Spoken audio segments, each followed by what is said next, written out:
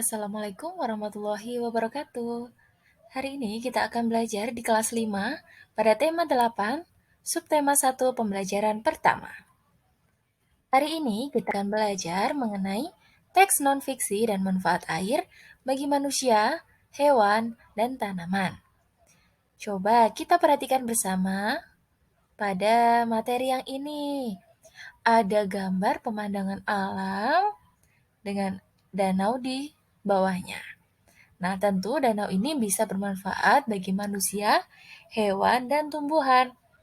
Nah, coba menurut kalian, apakah lingkungan berguna bagi manusia? Dan kenapa? Ya, lingkungan tentu sangat penting bagi manusia, karena kita memanfaatkan apapun dalam kehidupan kita melalui lingkungan.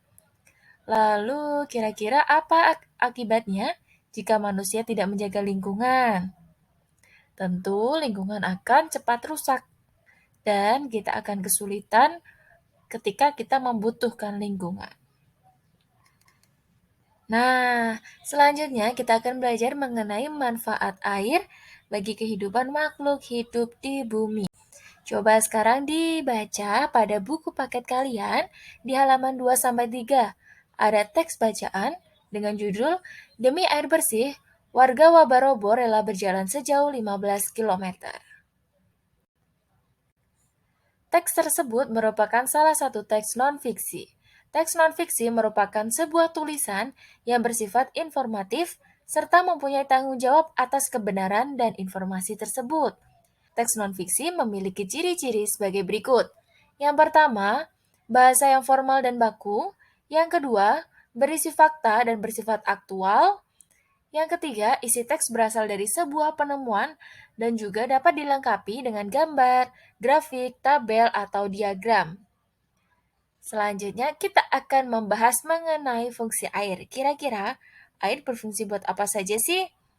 Nah, selanjutnya ada fungsi air bagi manusia. Fungsi air bagi manusia untuk yang pertama keperluan rumah tangga. Ada mulai dari minum, mandi, mencuci mobil, mencuci baju, mencuci piring, dan masih banyak lagi. Yang kedua, sebagai bahan utama dalam kegiatan industri, misal dalam industri air mineral maupun dalam pembangkit listrik tenaga air. Yang ketiga ada keperluan transportasi. Tentu kalian sudah pernah ya menaiki salah satu, bisa sebagai alat transportasi perahu maupun kapal yang besar.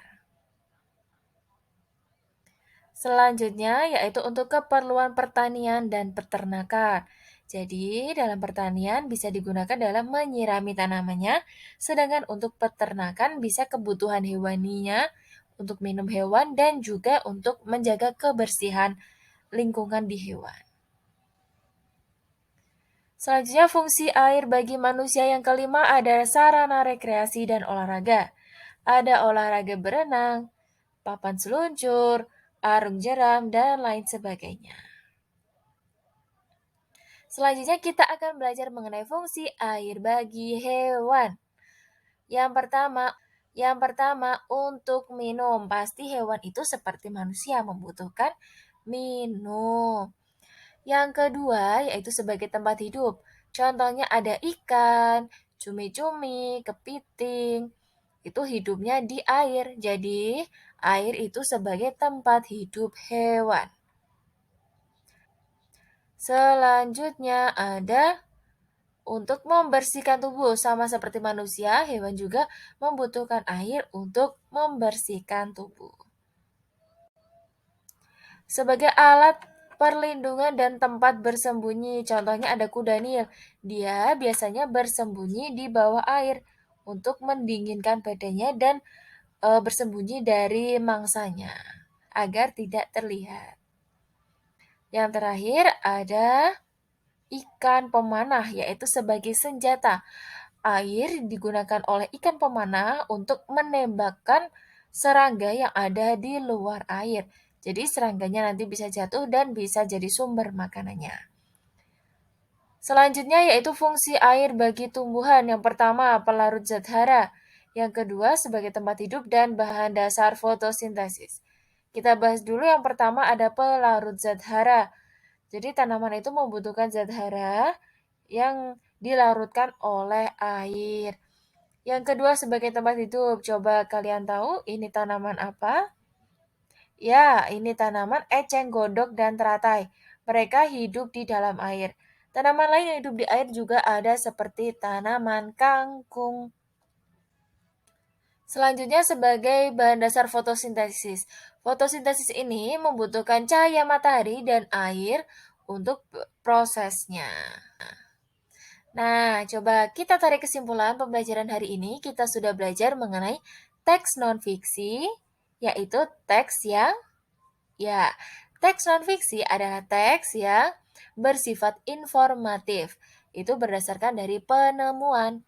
Selanjutnya kita belajar mengenai fungsi air. Fungsi air ada bagi makhluk hidup, yaitu bagi manusia, hewan, dan tumbuhan. Sekian pembelajaran hari ini, sampai jumpa pada pembelajaran selanjutnya.